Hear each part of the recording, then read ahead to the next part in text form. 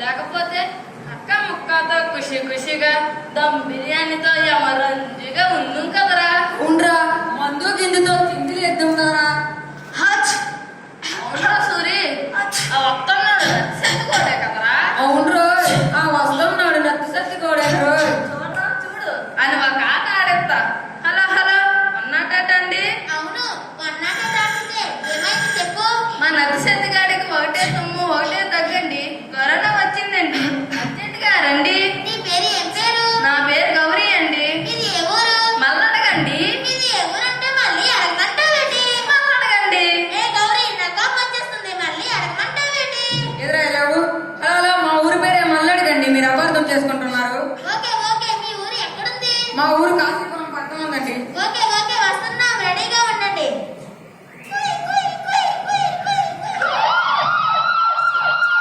సత్యబాబు ఎక్కడండి? ఆయనండి సత్తిగాడు. బాబు సత్తి ఈ పీపీటీకి ధరించి అంబులెన్స్ ఎక్కునాయనా.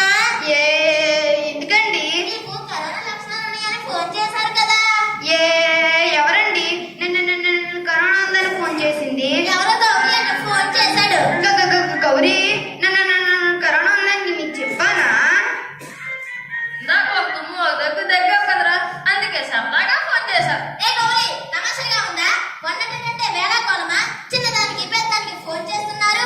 ఇలా ఇంకెప్పుడైనా ఫోన్ చేశారు 100 ఫోన్ చేసి జైల్లో పెట్టిస్తాను. ప్రతి చిన్నదానికి పెద్దదానికి కరోనాని అనుమానించకూడదు. అసలు కరోనా లక్షణాలు ఎలా ఉంటాయో తెలుసా? అసలు కరోనా లక్షణాలు ఎలా ఉంటాయండి?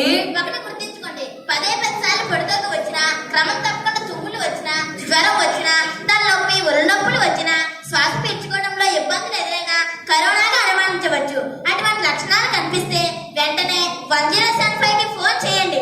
మరి కరోనా మహమ్మారి నుంచి తప్పించుకోవడం కోసం మన ప్రభుత్వం ఏం చేస్తుంది? కరోనా మహమ్మారి నుండి తప్పించుకోవడం కోసం మన ప్రభుత్వం టీటీడీ చేస్తుంది. టీటీడీ అంటే ధనురాధం రాకుండా చేస్తారు, ఆ టీకానండి. టీటీడీ అంటే ఆర్టీటీ కాదురా.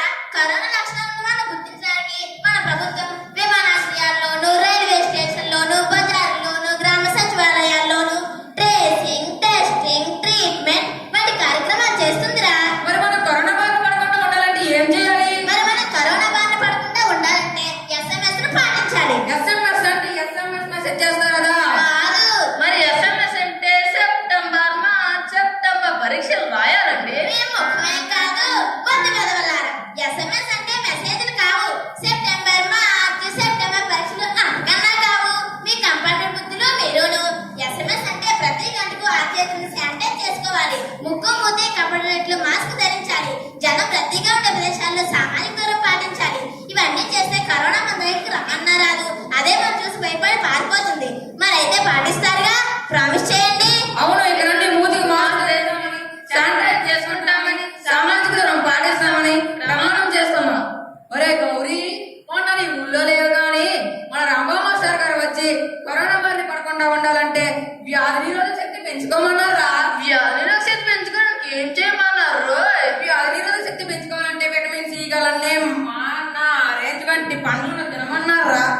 అల్లం తేనె కలిపిన పాలన తాగమన్నారా.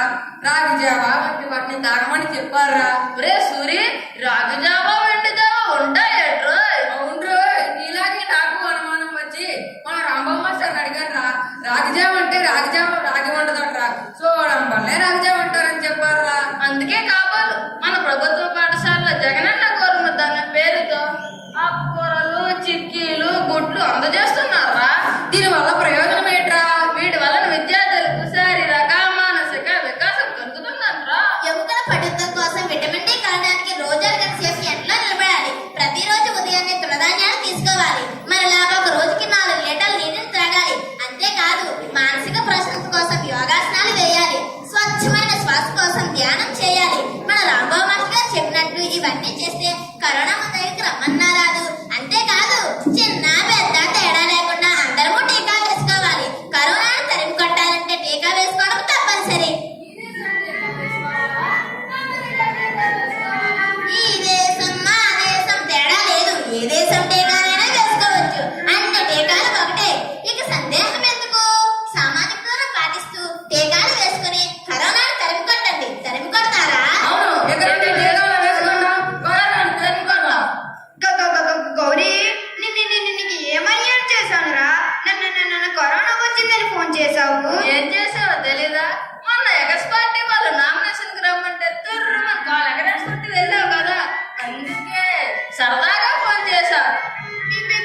బిర్యానీ